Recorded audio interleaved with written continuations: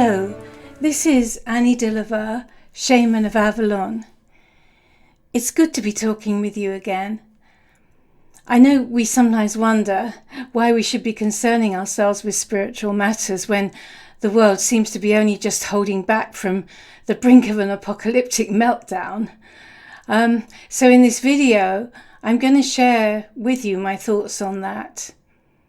I don't claim to have all the answers, but I'm happy to share here with you my realizations that have developed in me as a result of asking my spirit guides, why am I here and why am I here now? I'm taking this war very seriously and on many levels because it's resonating deeply in ways that we might not have expected. We're being given the impression that it is raging over there somewhere else with people who are not much to do with us. Actually, that's not the case, and I'll explain why as we go on. But I believe there is no time like the present to become engaged or re-engaged with the fountainhead of our ancestral wisdom. There's a saying, I don't know by whom, but it's true, that politics is just downstream from culture, and culture, in turn, is just downstream from the fountainhead of true spirituality. In other words, everything around us that seems so real to us here, downstream, comes from its pure source upstream, and then as that stream reaches our arts, it's reflected in our culture. What I mean by this is that our arts, whether visual or audio, acted or danced, written or painted, are expressions of deep cosmological truths. And so, when a culture is aligned with its spiritual fountainhead, our arts inform the all-important court of public opinion and subsequently the body politic in a way that's good for all of us. That is why most wars begin as culture wars. For instance, the Frankfurt School, which was established in the early 20th century, was designed to render all our artworks ugly and meaningless for a reason. Of course, its supporters justify their hideous modern installations and equally discordant music by saying that they are only ugly to us because they follow a certain ideology that we're not intelligent enough to understand. So you end up with a sort of emperor's new clothes situation with people wandering around Tate Modern, nodding sagely and trying to look intelligent at art that has no spirit, no life, and thus no meaning, and just ending up with a horrible migraine. Or is that just me? The masters of war have known throughout history that if you destroy a civilization's culture, then the court of public opinion will be so divided, so confused, and thus weak and docile, and so their attempts to conquer that land will be so much easier. Currently, we experience that in the form of anti-white and anti-male propaganda, advertising and movies. But it always was a weapon of war. For instance, the invading armies of the British Empire of the 19th and 20th centuries were always preceded by the missionaries of the Christian religion. The Jesuit teachers in Africa were extremely effective at demonizing and wiping out the shamanic practices of the indigenous tribes, leaving the native people lost, rootless, drenched in the collective blood guilt of murdering the Son of God and dependent upon the West. Similarly, the Victorian colonialists of the Indian Raj mistranslated the ancient scriptures of the Vedas. The indigenous Indians had had a rich spiritual heritage that had produced fire altars displaying Pythagorean geometry thousands of years before Pythagoras was supposed to have lived. Yet, the British colonialists' revised version of the 4 oldest books of their Vedas gave the impression that the Indians would have just been ignorant savages had they not been invaded by wiser white Aryans who composed the sublime prose of these works. After that, the British India Tea Company had no trouble in colonizing the whole country, and the misunderstanding about the white Aryans went on to supply Hitler with a justification for his Third Reich. So those are just a couple of examples of how culture wars are designed to destroy people's values, and thus to render them mentally weak and unable to resist. Once divorced from their traditional values, people feel that their lives are meaningless and have no purpose other than to work and consume like robots. This is because the fruits of a culture connect people to their historical ancestral roots, and through those roots pour the energetic spiritual chi or waters of life that strengthen them and give them the courage to resist evil. So where is this spiritual fountainhead that informs our true culture with the wisdom of our ancestors? Well, we can trace it upstream if we follow the stories that were drawn in the eternal stars thousands upon thousands of years ago. These sagas are so old we cannot even date them. But that's also because they were only orally transmitted mouth to ear and not written down until the 1200s, by which time we had entered the Dark Ages, so none of the monkish transcribers knew what these multi-layered myths really meant. And probably neither did they care, in fact, because their role was not to use them to teach the esoteric mysteries, as they were designed to do, but to use them as material for a tapestry illuminating a historical backstory for the conquered people. That's why I always say that the difference between history and mythology is that myths are true. Myths carry great cosmological truths, whereas history is usually just fiction. But anyway, to get back to following the signs that point back upstream to the fountainhead, a very important clue is found in why white-skinned people are called Caucasians.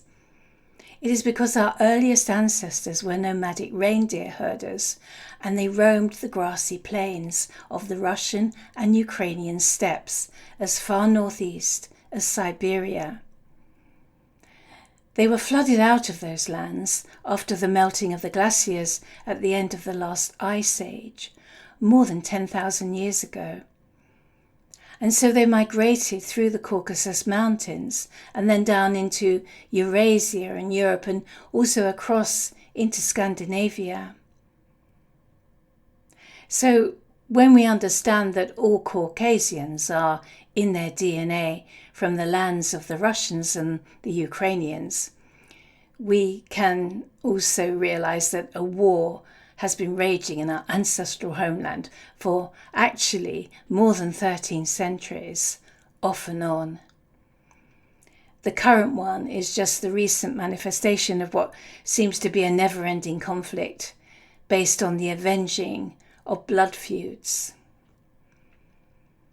So, far from being a war in another strange land, it is a war in our homeland, from which springs the spiritual fountainhead that flows downstream and fertilizes our culture, our stories, and our arts. If you imagine those waters, say, first emerging from the Caucasus Mountains as a small meandering brook, or a rushing stream, or even whitewater rapids, they are clean and pure. They stay that way until they reach the cities and become polluted with industrial runoff. But first, they flow through the land of stories, the stories that we need to inform our wisdom. The purity of the fount of wisdom is illustrated in the original Welsh tale about the magician Merlin, who is a sort of forest hermit come shaman called Myrddin. He's often found sitting by and guarding a huge bubbling silver fountain in the depths of the forest. This fountain is cognate with the three wells of the mead of the world tree that's found in the ancient Norse literature. But those wells are all about the source of the waters of life, just as much as this fountain, otherwise known as chi in the Taoist system or prana in the Indian system. Mead, prana or chi, it doesn't matter. These are just different terms for the waters of life that feed us at our deepest levels, that strengthen us, that rebalance us, and that give us purpose and meaning and courage. So if our culture is destroyed, it is much harder to find the teaching story signpost to the path back through the forest to the fountainhead. All the arts of our Caucasian races come from the stories that our shaman ancestors drew in the eternal stars, which were metaphorical myths that, in their substratas, showed the path of the spiritual seeker, often in the form of a hero who has to face many challenges to reach his goal of enlightenment. This enlightenment is not just necessary for its own sake. It's not just a nice to have if you've nothing better to do on a Sunday afternoon. In fact, there's nothing better we can do, because it is the means of redeeming our family DNA. This is the mythical meaning of the stories about the hero rescuing his own father or uncle from the underworld. He can only rescue his relative by facing his own shadow side. And this is often far more terrifying to him than facing the stormtroopers of the evil empire, as Luke Skywalker discovered when it was revealed to him that his father was his nemesis, the monstrous Darth Vader of the dark side. Facing the shadow and redeeming the ancestors is just another way of saying that we need to keep the flows of chi fresh and alive in order for the family line to continue and thrive. It is interdimensional work, and so it involves journeying in trance into the other dimensions of the three worlds of the world tree to find our destiny. If you're already following the path laid down by the spiritual teachers of old, you will have already realized that political events on the world stage are just metaphorical outpicturings of an illusion that the Indians call Maya. It is as if we are dreaming while we're awake. This is in no way meant to trivialize or downgrade the horror and the compassion we feel for those who suffer and lose their lives in these terrible, bloody and completely unnecessary conflicts. It's true that the shaman is said to live between two worlds, but when we're in this one, I can assure you the pain is real. However, if we zoom out a bit further in trance, then we can view these events as picture book lessons that reflect back to us what we are needing to learn at this point along our human journey on Earth. Right now, the 4 horsemen of the apocalypse are imminent. War and conquest bring death and famine, as sure as night follows day. So, where should we go next? Where is the escape route from all this chaotic hell? Well, the only way out is through. We need to go back to the future. And so, let me explain a little more about how we can do that.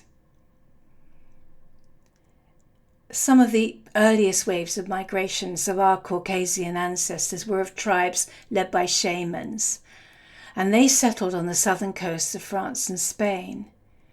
There they left the outpicturings of their spiritual wisdom, in other words, their culture, in their cave paintings.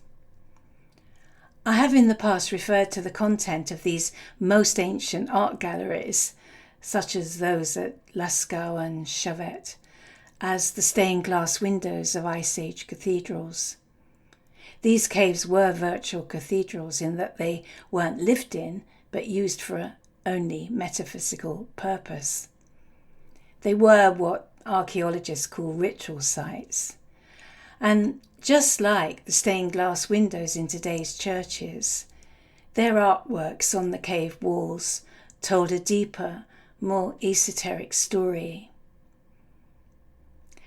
There's a rock art scientist called David Lewis Williams who studied with the shamans in South Africa, and he wrote a book about his experiences of their cave art in The Mind in the Cave. And here's an extract, I quote, "The entry into Upper Paleolithic caves was probably seen as virtually indistinguishable from entry into the mental vortex that leads to the experiences and hallucinations of deep trance. The embellishing images blazed, possibly in a fairly literal sense, a path into the unknown." End of quote. Well, what he's saying is that in the deepest darkness, these shamans of the Upper Paleolithic era journeyed in trance, and that gave them visions that they painted on the walls of the caves with mineral pigments like iron oxide. Their vividly realistic paintings of animals have been misunderstood as a form of hunting magic, but to the trained eye, they are clearly the power animal spirit guides that the shaman meets for guidance in the underworld. Now, I must hasten to add, I'm not saying that engaging with our deepest cultural and spiritual fountainhead will stop all wars. I haven't a clue how to do that. I'm not Miss World, promising it's my aim to bring about world peace. That is not my role or my destiny to try to carry out.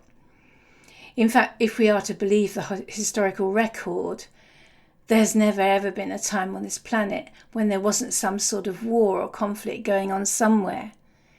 So if anyone's going to tell me that I should follow them to bring about world peace, I would immediately check my purse.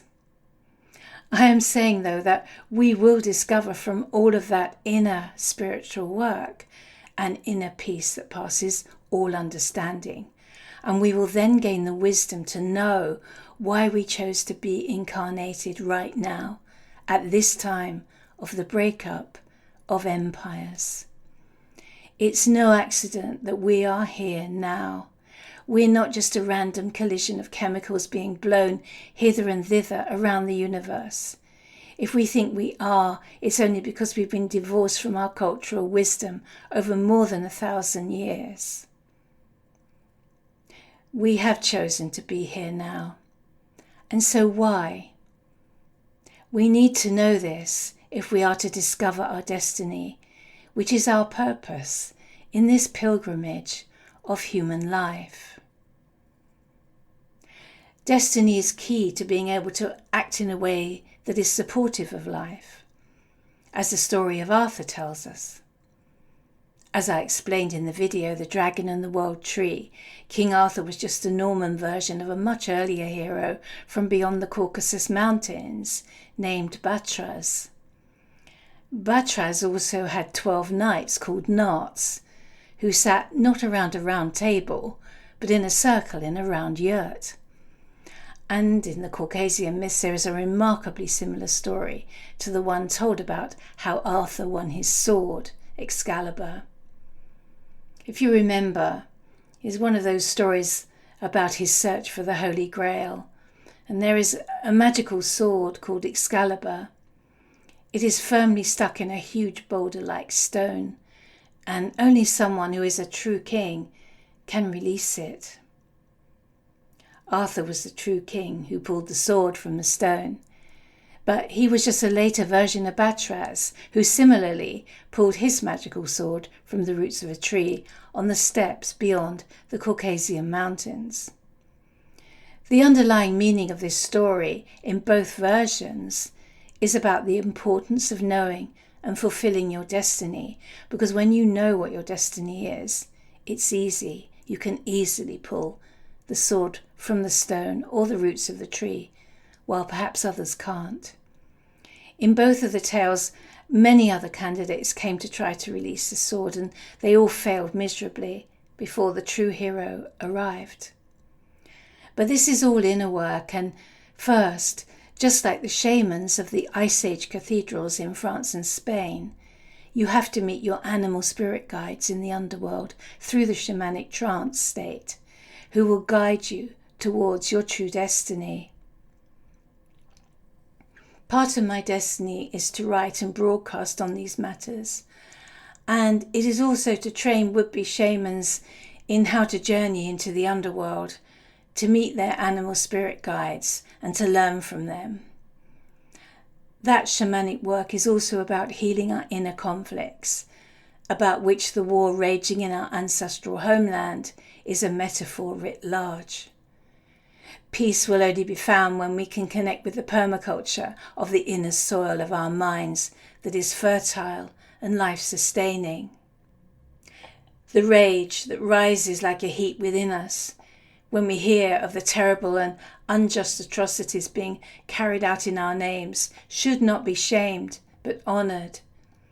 If we keep it under wraps and not explode it but implode it, that rage will turn out to be the inner fire that will burn to fertilising ash all that impedes our path forwards towards the discovery of our destiny.